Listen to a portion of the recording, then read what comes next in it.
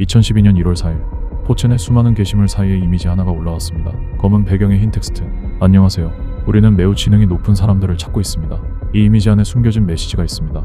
찾아내면 우리에게 가는 길로 안내될 것입니다. 3300일. 서명도 없었고 설명도 없었습니다. 대부분의 사람들은 그냥 넘겼습니다. 그런데 몇 명이 이미지를 텍스트 에디터로 열었고 그 순간 인류 역사상 가장 정교한 퍼즐이 시작됐습니다. 이미지 파일을 텍스트 에디터로 열면 이미지 데이터 뒤에 문자열이 붙어있는 경우가 있습니다. 그 게시물의 이미지에도 있었습니다. 티베리우스 클라디우스 시절세이스와 함께 알 수 없는 문자열. 그런데 이걸 알아본 사람들이 있었죠. 바로 시저 암호입니다. 알파벳을 일정 수만큼 밀어서 암호화하는 방식입니다. 예를 들어 3칸 밀면 A는 D가 됩니다. 이것은 로마 황제 클라우디우스 시저가 쓴 방식이고 힌트는 이미 메시지 구절 안에 있던 것입니다. 사람들은 이 구절 뒤 의문의 문자열을 시저 암호를 이용해 해독하기 시작했고 이 문자열은 URL임이 밝혀졌습니다.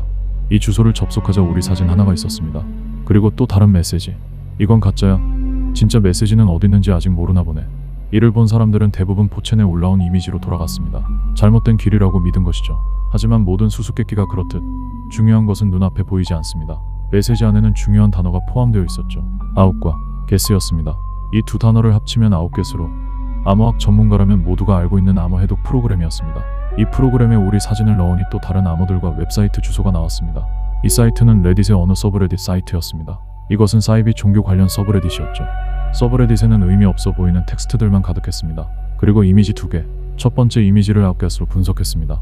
앞으로 모든 메시지는 2키로 암호화 서명됩니다. 인내심은 미덕입니다. 행운을 빕니다. 3301. 그리고 두 번째 이미지의 메시지는 다음과 같았습니다.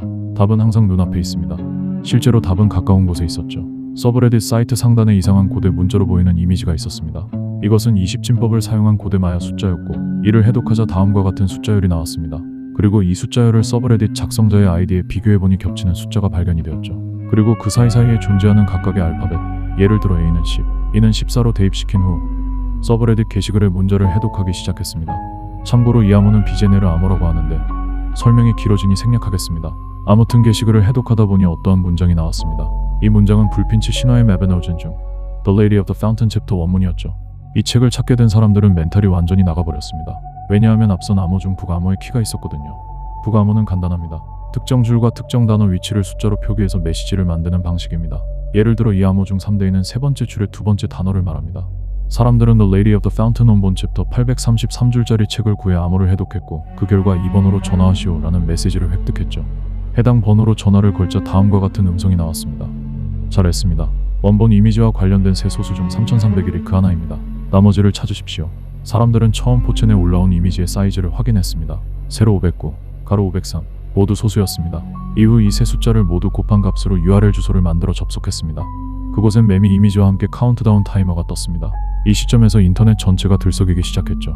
소셜미디어, 블로그, 유튜브 모두가 시카다 3301을 이야기하기 시작했습니다. 카운트다운이 끝나고 나타난 건 좌표 목록이었습니다.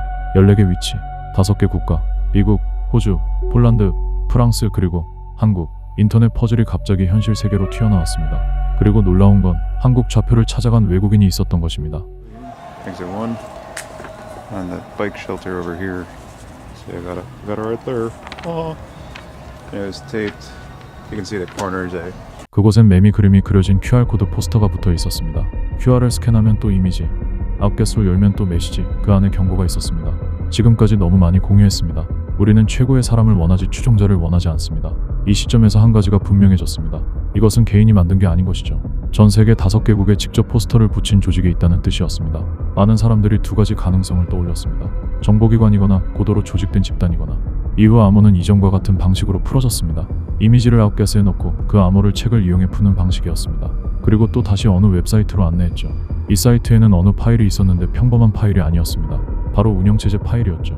이 운영체제를 실행하니 3300일이 될 때까지 소수가 나타났습니다. 그리곤 시스템이 재시작되며 또 다른 메시지가 나왔습니다. 그것은 바로 어느 트위터 계정이었죠.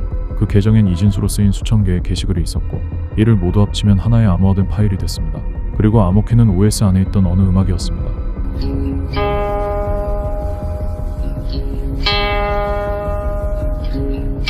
암호를 해독하자 고대 게르만 민족이 쓰던 문자로 전 세계 8곳의 좌표를 알려줬습니다. 각 좌표에는 전화번호가 적혀 있었고 이곳에 전화를 하면 헥사코드 문자열을 읽어줬습니다.